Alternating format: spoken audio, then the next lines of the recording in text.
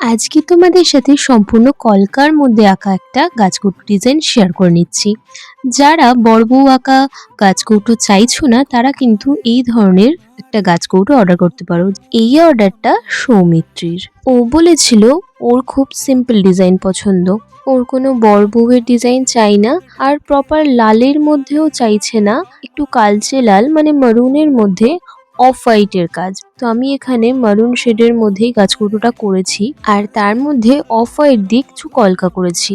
এর আগেও আমি তোমাদের বড়বউ ছাড়া শুধু কলকার মধ্যে গাছকৌটোর ভিডিও শেয়ার করেছিলাম, তবে সেগুলোতে কিন্তু নাম লেখাও ছিল, কিন্তু এই গাছকৌটোটা পুরোপুরি কলকার মধ্যেই করেছি। আর তোমরা যদি এখনো পর্যন্ত ভিডিওটা দেখছো আর যদি ভিডিওটা ভালো লেগে থাকে তাহলে অবশ্যই কিন্তু আমার চ্যানেলটা সাবস্ক্রাইব করে যেও, আর যদি ফেসবুক বা ইনস্টা থেকে দেখো তাহলে পেজটা ফলো করে যেও এরকম আরো নতুন নতুন ভিডিওর জন্য। আর কমেন্ট করে জানিও তোমাদের এই গাছকৌটো ডিজাইনটা কেমন লাগছে।